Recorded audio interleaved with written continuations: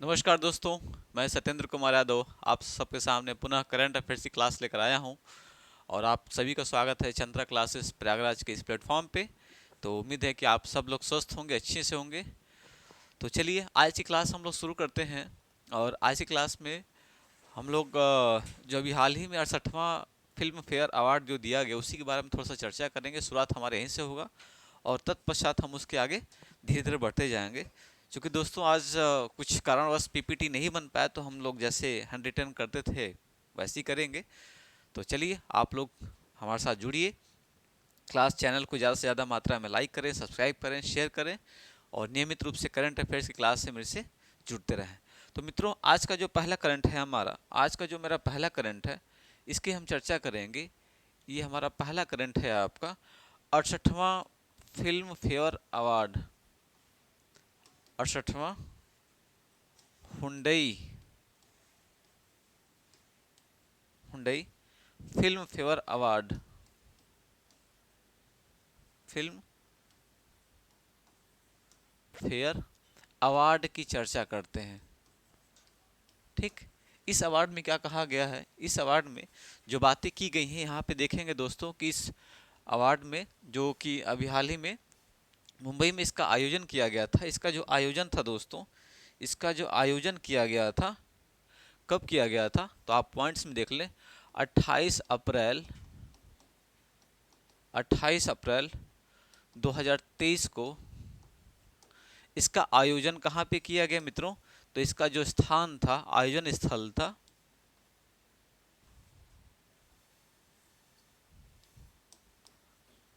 आयोजन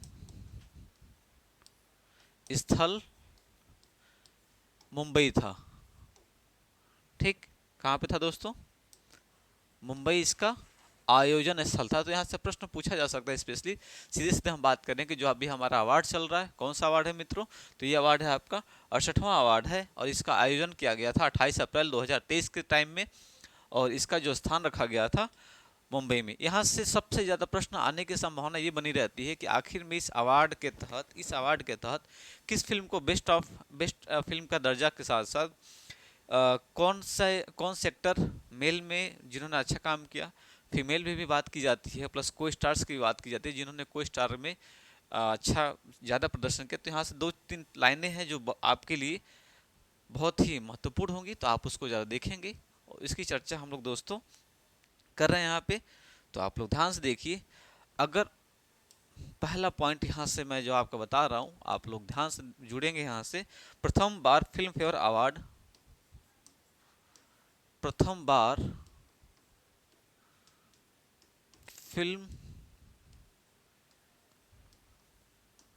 fair award कब से स्टार्ट हुआ था दोस्तों? तो आप लोग इसका जो आंसर याद रखेंगे, इसका जो आप आंसर याद रखेंगे तो इसका जो आंसर निकल के आएगा, ठीक है, याद रखिएगा, 1954 में पहली बार फिल्म फेयर अवार्ड को दिया गया था। कब दिया गया था मित्रों? 1954 के समय में दिया गया था। इसके साथ साथ हम बात करते हैं अभी हाल ही में जो फिल्म फेयर अवार्ड दिया गया था, इस अवार्ड के बारे में हम लोग चर्चा करेंगे। तो अगर सर्वश्रेष्ठ फिल्म की बात की जाए, ये बहुत ज़्यादा पूछा जाता है, सर्वश्रेष्ठ फिल्म की बात की जाए जो अभी अवार्ड के माध्यम से, तो इस अवार्ड में अगर देखा जाए दोस्तों तो आप लोग याद रखिएगा, गंगूबाई काठियावाड़, गंगूबाई गंगूबाई काठियावाड़, काठियावाड़ी, गंगूबाई काठियावाड़ी को जो आलिया भट्ट की मूवी थी, उन्हीं की मूवी को बेस्ट फिल्म का अवार्ड दिया गया था। आप लोग इसको याद रखेंगे मित्रों, गंगूबाई काठियावाड़ी मूवी को बेस्ट फिल्म का अवार्ड दिया गया था। प्रथम बार कब इसकी स्टार्टिंग की गई थी? तो इसकी शुरुआत की गई थी आपका 1954 के दशक में, पहली बार इसको फिल्म फेयर अवार्ड प्रदान किया गया था। तो चलिए इसी कड़ी में हम लोग आगे चलते हैं और आगे देखते हैं कि और किस किस बात पे चर्चा की गई है इस अवार्ड के तहत। तो यहाँ पे सर्वश्रेष्ठ अगर अभिनेता की बात की जाए, सर्वश्रेष्ठ अभिनेता की बात की जाए दोस्तों, अभिनेता कौन रहे हैं आपके? तो इनको इनका नाम आप लोग याद रखिएगा। इनका नाम है आपका राजकुमार राव। राजकुमार राव को इस अवार्ड के तहत बेस्ट एक्टर का खिताब दिया गया है। और कौन सी फिल्म के लिए, तो आप लोग इस फिल्म को भी याद रखेंगे, आप लोग इस फिल्म को भी याद रखेंगे। इनकी जो फिल्म थी बधाई दो, बधाई दो फिल्म के लिए, बधाई दो फिल्म के लिए राजकुमार राव को बेस्ट एक्टर का अवार्ड दिया गया। वहीं सर्वश्रेष्ठ फिल्म की बात करें हम लोग दोस्तों, तो गंगूबाई काठियावाड़ी को बेस्ट फिल्म का अवार्ड दिया गया था, जिसमें लीड रोल निभाया था आपके आलिया भट्ट जी ने इसका लीड रोल निभाया था। फिर आगे चलते हैं और इसमें एक और दो पॉइंट देखते हैं इसमें। इसके साथ साथ हम लोग देखते हैं, अगर सर्वश्रेष्ठ अभिनेत्री की बात की जाए दोस्तों, सर्वश्रेष्ठ अभिनेत्री की चर्चा की जाए, सर्वश्रेष्ठ अभिनेत्री की चर्चा की जाए, तो सर्वश्रेष्ठ अभिनेत्री के संदर्भ में हम लोग यहां देख रहे हैं आपको सर्वश्रेष्ठ अभिनेत्री की चर्चा करें हम लोग मित्रों, तो यहाँ पे आप लोग याद रखिएगा, इनका जो आंसर होगा, इनका जो आंसर होगा, ठीक है, तो वो दिया गया है आलिया भट्ट को दिया गया। अभी मैंने कुछ देर पहले ही बताया कि गंगूबाई काठियावाड़ के लिए आलिया भट्ट को बेस्ट अभिनेत्री का अवार्ड दिया गया है। और फिल्म कौन सी थी, जो हमने कुछ देर पहले ही बताया, गंगूबाई, गंगूबाई काठियावाड़ी, गंगूबाई काठियावाड़ी को बेस्ट फिल्म का जो एक्टर बेस्ट अभिनेत्री का अवार्ड इनको दिया गया है। तो इसी के साथ साथ हम लोग आगे बढ़ते हैं दोस्तों, और अगले कड़ी में हम लोग देखते हैं कि अगले कड़ी में किस बात की चर्चा की गई है। तो आप जुड़े रहिए, उम्मीद है आपको पसंद आ रहा होगा। थोड़ा सा हम लोग अविलंब, बिना समय गवाए हुए फटाफट हम लोग इसी में अगले पॉइंट पे चलते हैं। और जो अगले पॉइंट की जो बात की गई है दोस्तों, अगला सर्वश्रेष्ठ अभिनेता आलोचक के रूप में अगर आपसे पूछे सर्वश्रेष्ठ अभिनेता आलोचक के संदर्भ में, आलोचक, ये आपसे प्रश्न में ऑलरेडी देगा कि सर्वश्रेष्ठ अभिनेता आलोचक के संदर्भ में किसको चुना गया, तो आप लोग इनका नाम याद रखिएगा। इनको जो चुना गया है मित्रों, उनका नाम है आपका संजय मिश्रा। एक कॉमेडियन है, स्पेशली संजय मिश्रा जी बहुत अच्छी एक्टिंग करते हैं, ठीक है, कई सारे मूवी में इन्होंने अपना एक बहुत अच्छा रोल दिया है आपका। और इनको दिया गया है किस फिल्म के लिए, इनको दिया गया है वध के लिए। किसके लिए, वध के लिए, वध के लिए इनको क्या किया गया है मित्रों, सर्वश्रेष्ठ अभिनेता आलोचक के रूप में इनको नामित किया गया है। ठीक, चलिए इसी के संदर्भ में हम लोग आगे बढ़ते हैं। और अगला जो हमारा करंट है, आई मीन इसी में और देखते हैं कि किस किस पॉइंट को हम लोग समझ सकते हैं। इसी फिल्म में एक और मुद्दा उठा था, द कश्मीर फाइल, आपने सुना होगा। कश्मीर फाइल के निर्देशक को भी बुलाया गया था जिनको अवार्ड देने के लिए, लेकिन उन्होंने साफ साफ मना कर दिया। बॉलीवुड पर उन्होंने बहुत तीखी टिप्पणी भी करते हुए उन्होंने साफ साफ अवार्ड लेने से मना कर दिया कि नहीं, हम लोग, मैं ऐसे अवार्ड्स को नहीं ले सकता। उन्होंने कई सारे न्यूज़ कटिंग में अपने बहुत सारे अपने व्यक्तिगत उन्होंने बातें कही थी। लेकिन फिलहाल आप लोग इतना समझिए कि द कश्मीर फाइल्स को भी नामित किया गया था, ठीक है, बेस्ट फिल्म के रूप में भी, बट उन्होंने उसके जो आपके डायरेक्टर हैं, उनको डायरेक्टर ने साफ साफ लेने से इनकार मना कर दिया था कि नहीं, हम ये अवार्ड नहीं ले पाएंगे। फिलहाल हम लोग अगले कड़ी में आगे चलते हैं। और अगला पॉइंट है हमारा दोस्तों, अगला पॉइंट है, अगर यही चीज़ें आपसे पूछे सर्वश्रेष्ठ अभिनेत्री, सर्वश्रेष्ठ अभिनेत्री के संदर्भ में, आलोचक, आलोचक के संदर्भ में, तो यहाँ से दो अभिनेत्रियों को नामित किया गया है दोस्तों। कितने, दो अभिनेत्रियों को नामित किया गया है, जिसमें से आपकी पहली हैं, ठीक है, भूमि पेडनेकर, भूमि पेडनेकर,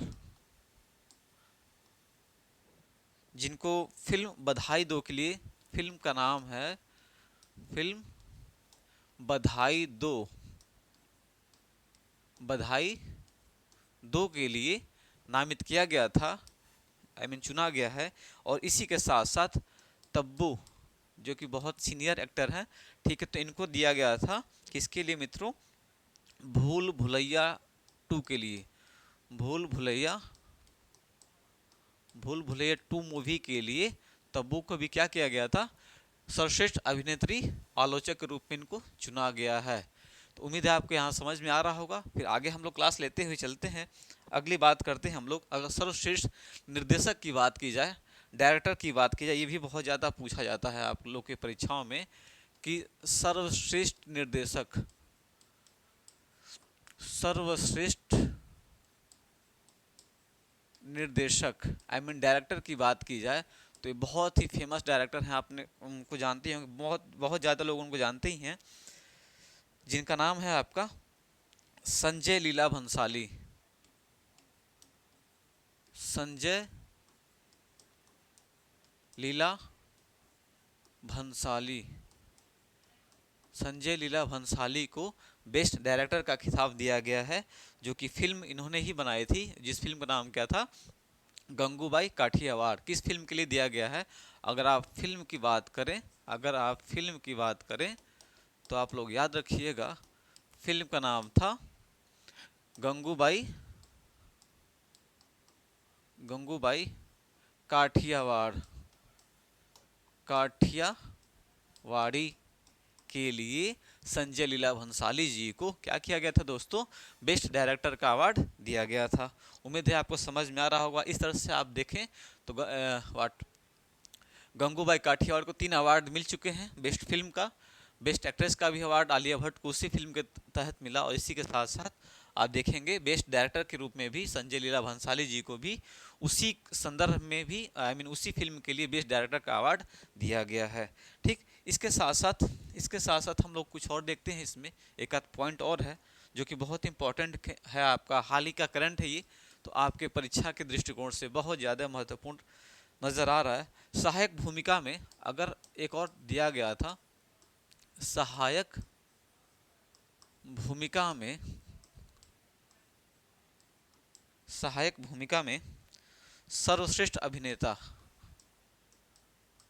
सर्वश्रेष्ठ अभिनेता का जो खिताब दिया गया है मित्रों, सर्वश्रेष्ठ अभिनेता का जो खिताब दिया गया है, तो आप लोग याद रखेंगे यह जो अवार्ड दिया गया है आपका अनिल कपूर को दिया गया है। किसको दिया गया है दोस्तों, अनिल कपूर जी को यह अवार्ड दिया गया है।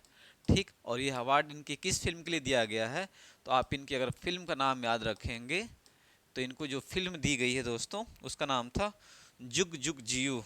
उसका नाम क्या था दोस्तों, जुग जुग जुग जियो के लिए सहायक अभिनेता का जो खिताब दिया गया था वो अनिल कपूर साहब को दिया गया था। तो आपको यहाँ पे समझ में आ रहा होगा कि हमें फिल्म के साथ साथ किस एक्टर को दिया गया, ये भी आपको याद रखना है। स्पेशली हमने कुछ इंपॉर्टेंट चीज़ें यहाँ से निकाल ली, पूरे फिल्म फेयर अवार्ड को हमें यहाँ पे शो ऑफ नहीं करना है, ठीक है। जो यहाँ से हमारे परीक्षा के दृष्टिकोण में इंपॉर्टेंट लाइनें बनती हैं उसको मैंने आपके सामने रखा, उम्मीद है आपको समझ में आ रहा होगा। चलिए इसी के साथ हम लोग अगले करंट की तरफ बढ़ते हैं, और अगला करंट है हमारा बैडमिंटन एशिया चैंपियनशिप। अभी हाल ही में क्या किया गया था दोस्तों, अभी हाल में ही चैंपियनशिप खेला गया था जिसका नाम बैडमिंटन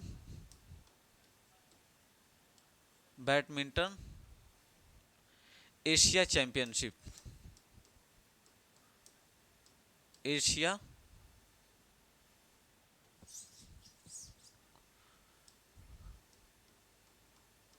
चैंपियनशिप,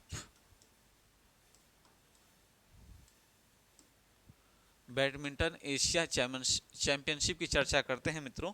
तो इसमें आप लोग समझिएगा, देखिए 2 तरह से प्रश्न यहाँ से पूछा जाता है, खासतौर से स्पोर्ट्स से। एक तो किसने जीता, दूसरी बात किसको हरा के जीता। तो अगर ये क्योंकि जैसे जीतने वाले को तो नाम पूछा जाता है अगर क्वेश्चन को सिंपल में बात पूछा जाए तो, लेकिन इसके साथ साथ टफ अगर करना एग्जाम को तो हारने वाले के ज़्यादा पूछ लेता है। तो यहाँ पे याद रखिएगा, जहाँ तक मेरा खुद का अनुभव रहा है आपका, कि जीतने वाले के साथ हमें हारने वाले का भी नाम स्पष्ट रूप से याद रखना है, जो जिसको रिप्लेस करा इसको भी याद रखना है। तो आप लोग समझिएगा जो कि मैं आपको यहाँ पे लिख के बताने जा रहा हूँ। चलिए इसी के साथ हम देखते हैं यहाँ पे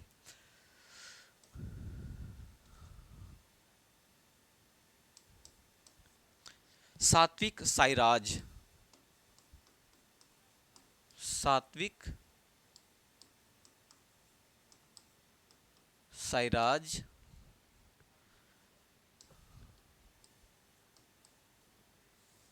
रेकी रेड्डी। सात्विक साईराज रेकी रेड्डी और दो लोग थे जिनके पहले का नाम क्या था, सात्विक साईराज रेकी रेड्डी, और एक लोग और थे जिनका नाम है चिराग शेट्टी। चिराग शेट्टी। ये दोनों लोग का आप याद रखेंगे, दोनों लोग का नाम, एक का नाम था चिराग शेट्टी और दूसरे का नाम था क्या, सात्विक साईराज रेकी रेड्डी। इन्होंने क्या किया दोस्तों, इन्होंने 30 अप्रैल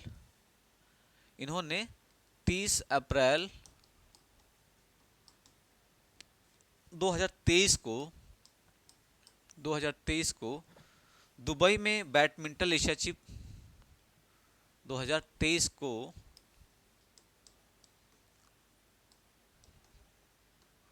दुबई में बैडमिंटन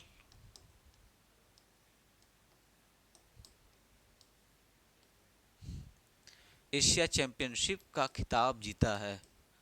बैडमिंटन एशिया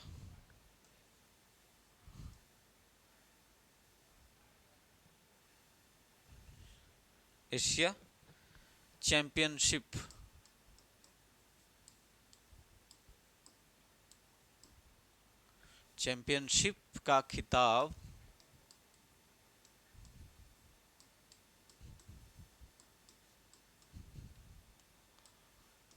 जीता है।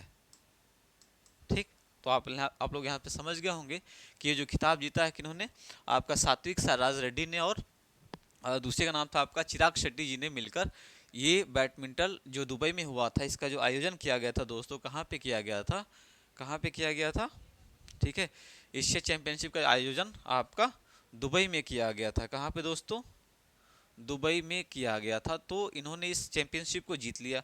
अब बात आती है कि जब ये इन्होंने जीता है तो हराया किसको है, तो जिसको हराया है उसकी चर्चा जरा कर लेते हैं। ठीक है, इन्होंने मलेशिया के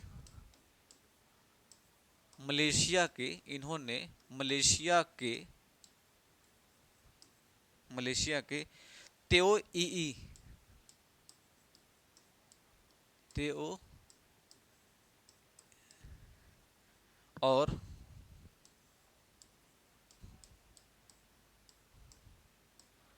और आंग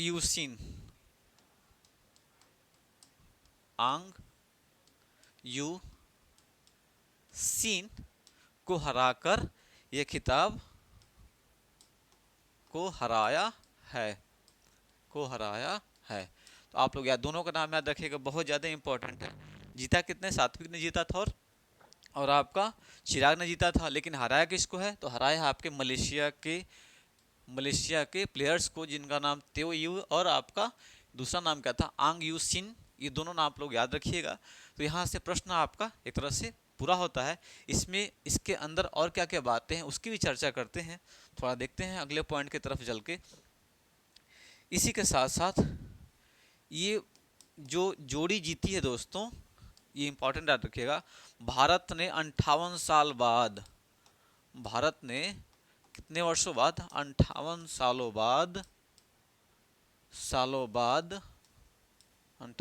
बाद एशियाई बैडमिंटनशिप चैंपियनशिप प्रतियोगिता का डबल्स जो है उन्होंने जीता हुआ, कितने सालों बाद, 58 सालों बाद। तो ये खैर आपकी नॉलेज के लिए हमने बता दी, लेकिन ज़्यादा महत्वपूर्ण यहाँ से नहीं बन पाता है प्रश्न, तो आप लोग याद रखिएगा। भारत ने कितने सालों बाद? 58 साल बाद जीता। इसके साथ साथ हम सिंगल्स की बात करें, क्योंकि आज स्पोर्ट्स से थोड़ा लेके चलेंगे, तो आज सिंगल्स की बात करें दोस्तों कि सिंगल्स आई मीन एकल खिलाड़ी में कौन विजयी रहा, तो एकल खिलाड़ी की चर्चा करते हैं हम। तो एकल खिलाड़ी में आप लोग याद रखिएगा, पुरुष एक सिंगल्स का खिताब, पुरुष सिंगल का खिताब, पुरुष सिंगल्स का खिताब इंडोनेशिया के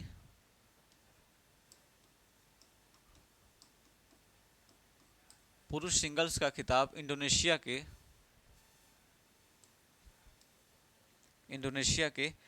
एंथनी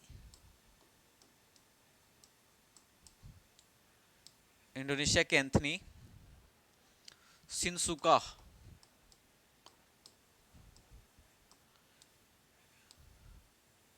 किन्होंने जो जीता दोस्तों? एंथनी सिनसुका, जो कहाँ के आपके इंडोनेशिया के रहने वाले हैं। इन्होंने ये खिताब जीता। मेल सिंगल्स का जो खिताब था, उन्होंने एंथनी सिनसुका ने, जो एशिया के रहने वाले हैं, इन्होंने ये खिताब जीता। इसके साथ साथ इन्होंने क्या कर दिया, इन्होंने हराया किसको? तो एंथनी ने जो हराया था दोस्तों, आप उसकी भी चर्चा कर लेते हैं। इन्होंने लोह केन यू लोह केन यू लोह केन यू को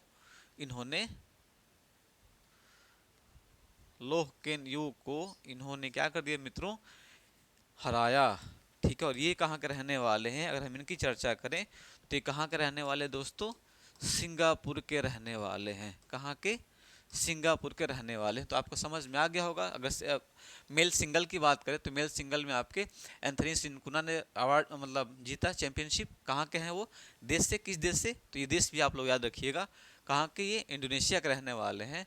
वहीं इन्होंने किसको हराया? तो इन्होंने हराया सिंगापुर के लोह केन यू को, इन्होंने हरा दिया। ठीक, अब हम बात करते हैं फीमेल कैटेगरी में। अगर हम लोग फीमेल कैटेगरी की चर्चा करेंगे दोस्तों, फीमेल कैटेगरी की चर्चा करेंगे तो उसकी भी थोड़ी सी चर्चा कर लेते हैं। महिला सिंगल का फाइनल, महिला सिंगल का फाइनल, महिला सिंगल का फाइनल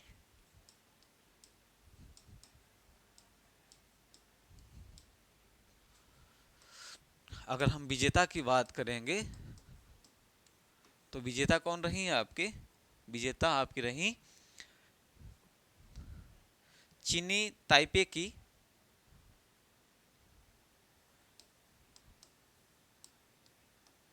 ताइजू इंग। ताइजू इंग ये महिला एकल्स की विजेता रही। इन्होंने किसको हराया? कोरिया के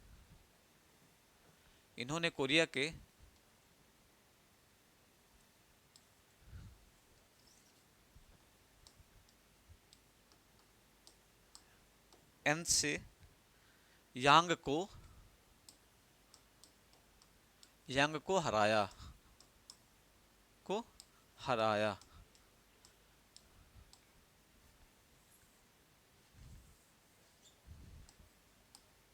को हराया। देश याद रखिएगा आप लोग। इनका जो देश है, किस देश से है ये? किस देश से मित्रों? तो ये कोरिया से बिलोंग करती हैं। कहाँ से? कोरिया से बिलोंग करती हैं। इसके साथ साथ हम इनकी चर्चा करें तो ये किस देश से हैं आपका? चीनी ताइपे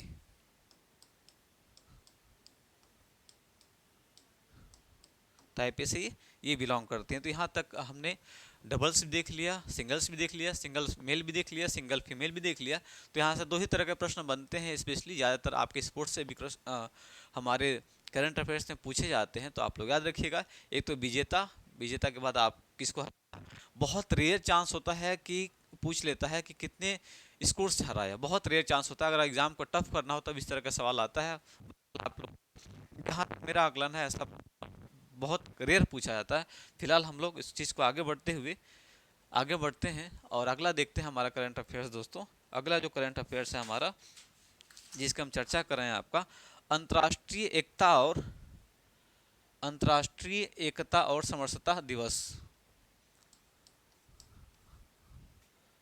अंतर्राष्ट्रीय एकता और समरसता दिवस अभी हाल ही में 1 मई को क्या मनाया गया? मजदूर दिवस मनाया गया। अंतर्राष्ट्रीय एकता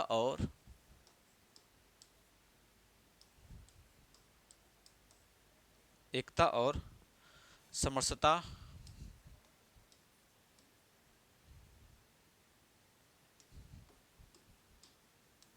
समरसता के श्रमिक दिवस, इसकी चर्चा करते हैं। और ये कब मनाया जाता है दोस्तों? यह मनाया जाता है आपका 1 मई को, जिसको हम लोग किस नाम से जानते हैं? जिसको दोस्तों हम लोग मजदूर दिवस के नाम से भी जानते हैं। मजदूर या श्रमिक दिवस के नाम से भी जानते हैं। श्रमिक दिवस के नाम से भी जानते हैं। ठीक, तो ये बातें आप लोग याद रखिएगा। 1 मई को मनाया गया। 1 मई को लेबर डे के नाम से या श्रमिक दिवस के नाम से भी जानते हैं। इसके बारे में थोड़ा सा हम लोग डीपली चर्चा करेंगे दोस्तों। अभी हाल ही का करंट है ये, तो इसके बारे में हम लोग आगे बढ़ते हैं। और आगे बढ़ते हुए हम लोग देखते हैं कि इसमें क्या क्या बातें की गई हैं। इसका जो मजदूर दिवस मनाने के पीछे जो सबसे बड़ा रीज़न है दोस्तों, एक्चुअल में ये होता है कि 1890 के दशक में, इसको मैं यहाँ पे नोट कर दे रहा हूँ, क्यों मनाया जाता है मनाया जाता है। ठीक, इसकी चर्चा कर देते हैं। 1 मई को इस मनाने के पीछे मित्रों जो खास वजह है उसको मैं यहाँ पे नोट कर दे रहा हूँ। 1 मई 1890 को 1 मई 1890 को श्रमिक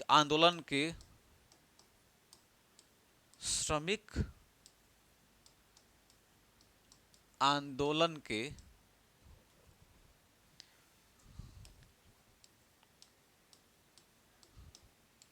पहले उत्सव के रूप में, पहले उत्सव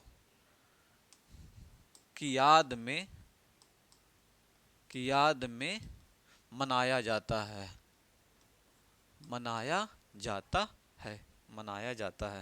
यानी कि जो श्रमिकों का पहला आंदोलन हुआ था मित्रों 1 मई 1890 के दशक में, तो उसी की याद में हम लोग अभी भी क्या करते हैं, विश्व के जितने मजदूर होते हैं इससे विश्व श्रम दिवस अर्थात लेबर डे के रूप में इसको हर वर्ष मनाते हैं। अब बात करते हैं इसके बारे में कि आखिर में,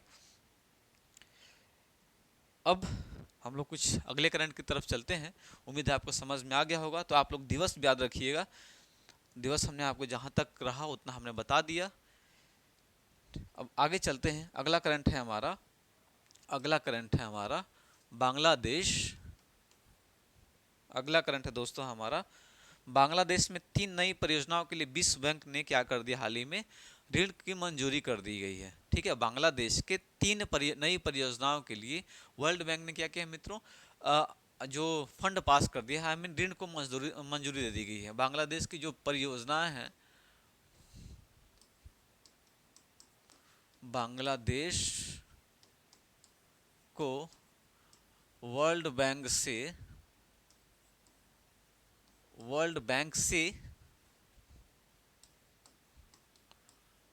ऋण की मंजूरी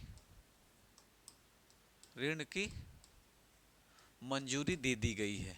ठीक, तो चर्चा करते हैं इसमें कि आखिर में जो बांग्लादेश में जो वर्ल्ड बैंक ने पैसा दिया हुआ है उस पैसे का कहाँ यूज़ होगा, बांग्लादेश ने क्यों लिया है, उसी की चर्चा करते हैं।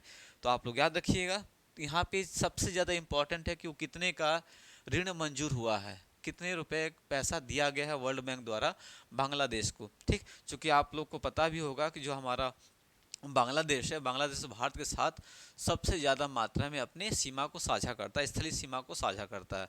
तो ये बहुत बड़ी बात है। अब आगे देखते हैं यहाँ पे पॉइंट वाइज करके। तो इस परियोजना के तहत दिया गया है मित्रों, वर्ल्ड बैंक ने 1.25 बिलियन डॉलर, कितने का ऋण दिया हुआ है? 1.25 बिलियन डॉलर का ऋण प्रदान किया हुआ है। किसको? बांग्लादेश को। इसके साथ साथ और किस बात पे चर्चा की गई है इसमें? इसके साथ साथ इस बात पे भी चर्चा की गई है कि 2031 तक, वर्ष 2031 तक बांग्लादेश उच्च मध्यम आय वर्ग वाले, बांग्लादेश उच्च मध्यम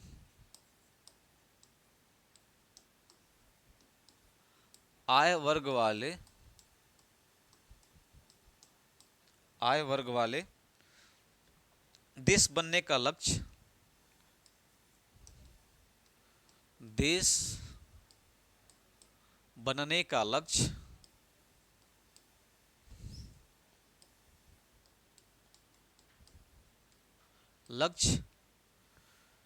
को प्राप्त करने के लिए, मदद करने के लिए वर्ल्ड बैंक ने आपका इतने 1.25 बिलियन डॉलर की मंजूरी दे दी है। मतलब सीधे सीधे काम इसका ये था कि वर्ल्ड बैंक ने तो इतना फंड जारी कर दिया हुआ है, और ये वर्ल्ड बैंक चाहता है, हमने आपको पिछले क्लासेस में बताया था, वर्ल्ड बैंक और आईएमएफ, मतलब ये कि जो भी देश संकट में होते हैं या उनको उबारने के लिए वर्ल्ड बैंक धन आवंटित करता है, वित्त ऋण देता है। तो ये क्या चाहता है वर्ल्ड बैंक कि 31 तक बांग्लादेश क्या हो, किस तरह का देश बन जाए? उच्च मध्यम आय वाले देश बनने के लिए इसका लक्ष्य जो रखा गया वो ये रखा गया कि कम से कम ये इस कोटि में अपने आप को रख सके। ठीक है, अब बात करते हैं थोड़ा सा बांग्लादेश की। तो बांग्लादेश की हम चर्चा करेंगे मित्रों। तो बांग्लादेश को जिसे हम लोग प्रारंभ में बांग्लादेश को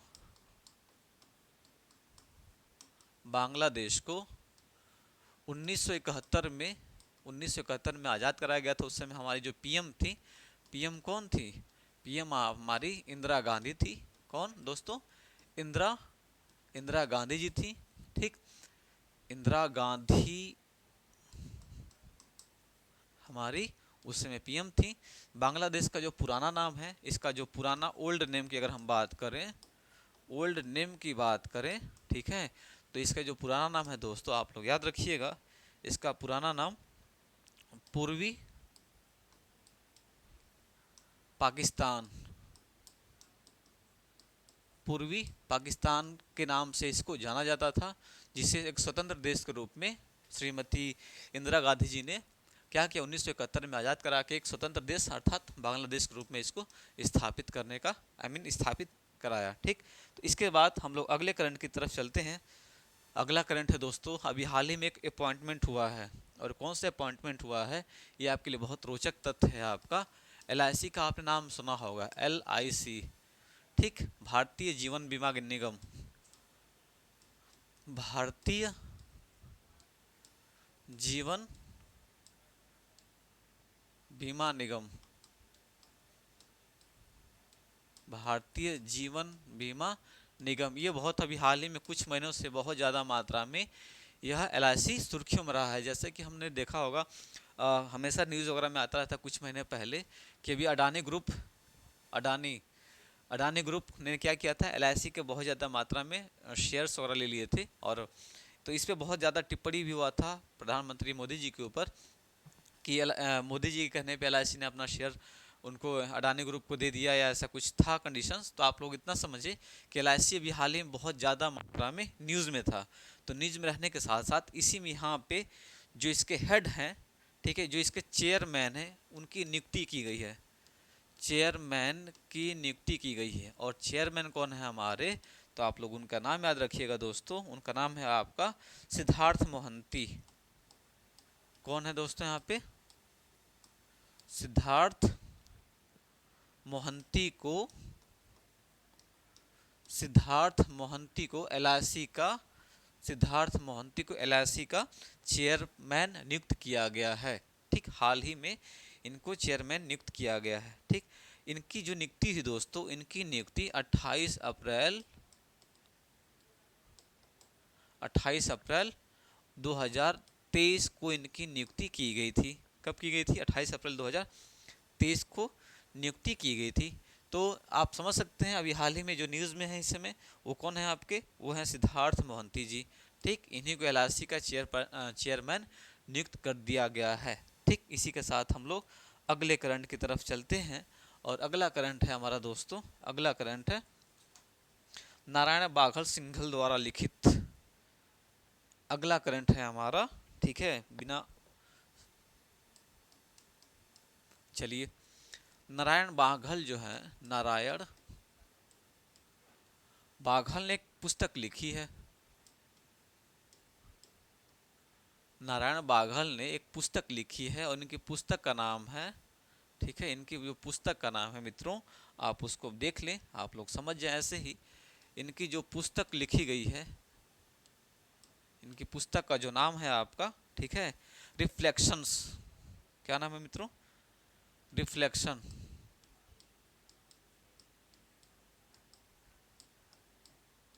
रिफ्लेक्शंस इनकी पुस्तक का नाम है।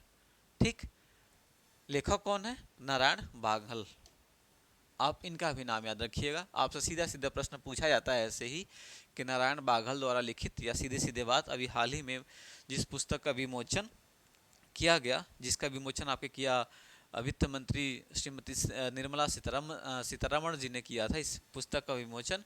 तो इसके लेखक कौन है? फाइनेंशियल बुक, एक्चुअली में ये एक फाइनेंशियल बुक है, और जो नारायण बाघल एक फाइनेंशियल एडवाइज़र के पद पे कई बार रह चुके हैं, मतलब इनको फाइनेंस के बारे में बहुत ज़्यादा जानकारी है। उन्होंने ही फाइनेंस के ऊपर, आई मीन आर्थिक व्यवस्था के ऊपर इन्होंने इस पुस्तक को लिखा है, जिसका नाम क्या है? रिफ्लेक्शंस। उम्मीद है आपको समझ में आ गया होगा।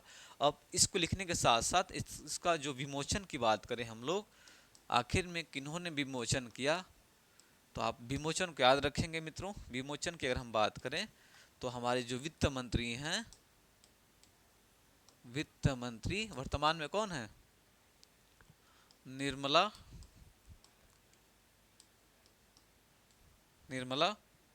सीतारमण। निर्मला सीतारमण जो हैं, ठीक है, उन्होंने क्या किया? इस पुस्तक का विमोचन किया हुआ है। तो चलिए इसमें आगे हम बढ़ते हैं और आगे देखते हैं कि नारायण बाघल के बारे में और क्या क्या बातें हैं, उसको ज़रा देखने का प्रयास करते हैं। इसी के तहत इसमें और क्या क्या बातें की गई हैं मित्रों। तो नारायण बाघल को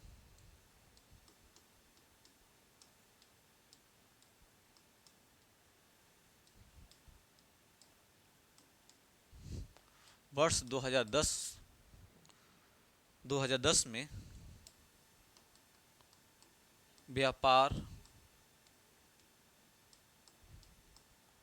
व्यापार और उद्योग श्रेणी के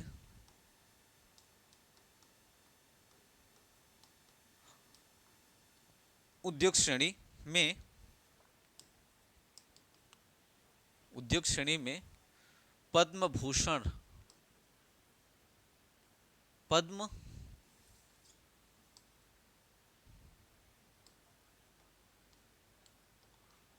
भी अवार्ड इनको दिया गया है। I mean Padma Bhushan award से ये सम्मानित हो चुके व्यक्ति हैं।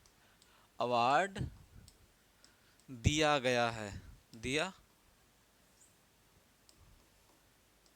गया है। ठीक, तो आप लोग यहाँ से समझ सकते हैं, यहाँ पे हमने बातें की रिफ्लेक्शंस के बारे में, नारायण बाघल द्वारा लिखित। इस पुस्तक का नाम है आपका नारायण बाघल द्वारा लिखित। इस पुस्तक का जो नाम है दोस्तों, रिफ्लेक्शन, जिसका विमोचन किन्होंने किया? जिसका विमोचन निर्मला सीतारमण जी ने किया। दूसरी बात ये, 2010 में इनको ऑलरेडी पद्म भूषण के नाम से पद्म भूषण अवार्ड से इनको सम्मानित किया जा चुका है। तो उम्मीद है आपको करंट समझ में आ रहा होगा। चलिए इसी के साथ अविलंब हम लोग अगले लाइन की तरफ चलते हैं, आई मीन अगले करंट की तरफ चलते हैं। और एक अभी हाल ही में बहुत न्यूज़ में चल रहा है, आपने नाम सुना होगा ऑपरेशन कावेरी का। अभी हाल ही में बहुत ज़्यादा मात्रा में ऑपरेशन कावेरी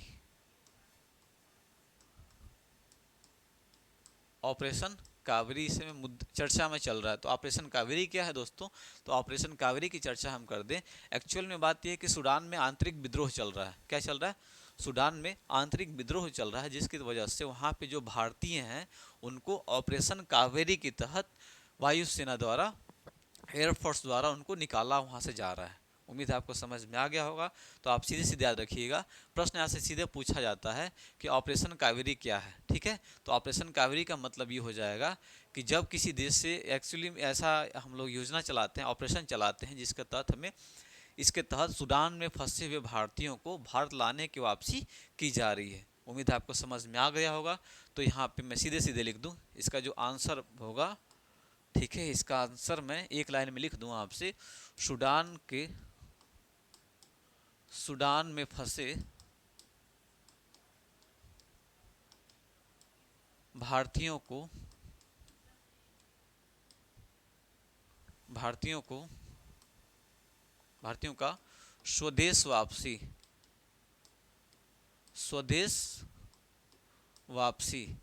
ठीक है, इसकी चर्चा इसमें की गई है, जो कि एयरफोर्स द्वारा, वायुसेना द्वारा इसको चलाया जा रहा है। तो उम्मीद है आपको समझ में आ गया होगा।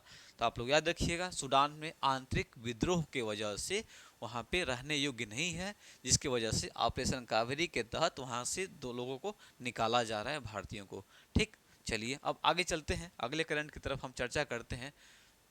बिल्कुल ऐसे ही हम लोग लाइन बाय लाइन चलेंगे। उम्मीद है आपको समझ में आ रहा होगा, मज़ा भी आ रहा होगा। ठीक, तो अगला करंट है हमारा मित्रों, विश्व बौद्धिक संपदा दिवस। विश्व बौद्धिक संपदा दिवस। विश्व बौद्धिक संपदा दिवस की अगर हम चर्चा करें और ये दिवस कब मनाया जाता है, तो आप लोग याद रखिएगा, इस दिवस को अभी हाल ही में 26 अप्रैल को मनाया गया था। कब मनाया गया था दोस्तों? 26 अप्रैल को मनाया गया था। इसकी चर्चा हम लोग करते हैं, और जैसे कि हम हमेशा से बोलते रहते हैं आपको कि जो भी दिवस है तो उसके थीम के बारे में थोड़ी सी हमें जानकारी रख लेना चाहिए। अर्थात हम लोग क्या रखेंगे, विषय की बात करेंगे। ठीक है, तो विषय की चर्चा करते हुए विषय को मैं थोड़ा सा आपसे यहाँ पे लिख दे रहा हूँ, आप लोग ध्यान से देखेंगे। इसका जो विषय था, महिला और आईपी। इसका जो विषय था, महिला और आईपी, त्वरित नवाचार और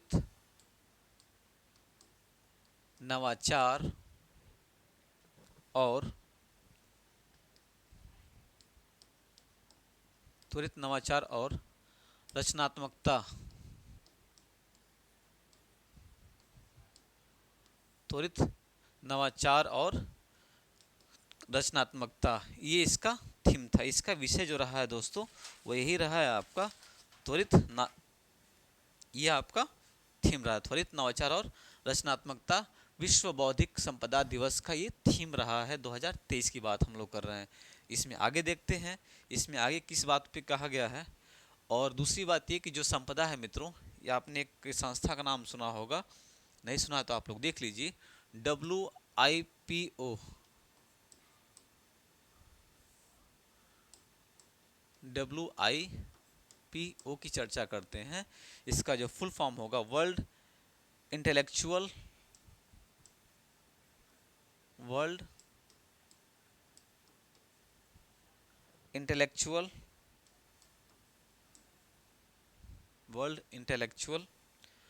प्रॉपर्टी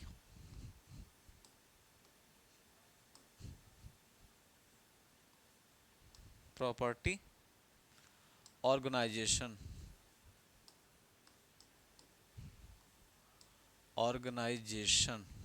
ठीक है, तो इसकी चर्चा ये क्या करता है, WIPO क्या करता है, ऐसे सूचकांकों को लॉन्च करता है, इसको जनरेट करता है, इसको कंट्रोल करता है। तो उम्मीद है आपको समझ में आ गया होगा। इसी के साथ साथ एक आखिरी करंट आज का हम देख रहे हैं आपका, बहुत ही भी इम्पोर्टेंट है अपने आप में। आखिरी करंट है हमारा आज का। अभी हाल ही में 64 वर्ष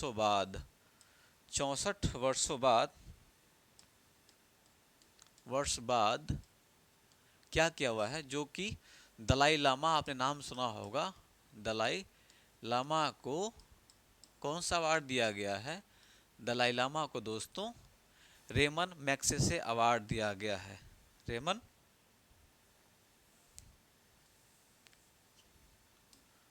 Ramon Magsaysay award, Ramon Magsaysay award दिया गया है। ठीक है, जो आपके तिब्बती गुरु हैं, आपका तिब्बती बौद्ध गुरु हैं आपका, जिनको दलाई लामा के नाम से जाना जाता है। इन्होंने तिब्बतियों के आज़ादी के लिए चीन से बहुत ज़्यादा दिनों तक संघर्ष किया, और ये वर्तमान में कहाँ पे, भारत के हिमाचल में रहते हैं। तो इनको 64 वर्षों बाद ये जो रेमन मैग्सेसे की टीम है, उन्होंने इनके घर पे आके, हिमाचल प्रदेश में इनका वर्तमान में इनका निवास स्थान है, इनके घर पे आके इन्होंने इनको अवार्ड दिया है। कितने वर्षों बाद दोस्तों? तो 64 वर्षों बाद। अब हम बात करते हैं थोड़ा सा हम बात करेंगे रेमन मैग्सेसे के बारे में। ये जो अवार्ड है मित्रों, इसे इसे क्या कहा जाता है? एशिया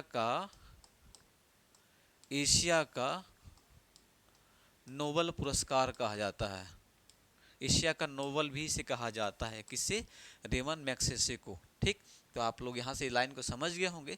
दलाई लामा को 64 वर्षों बाद क्या किया गया है? रेमन मैग्सेसे की टीम आगे खुद उनके घर पे, जो इस समय हिमाचल में रहते हैं, भारत में रहते हैं, उनको ये अवार्ड दिया गया है। तो ये भी अपने आप में बहुत बड़ी बात है।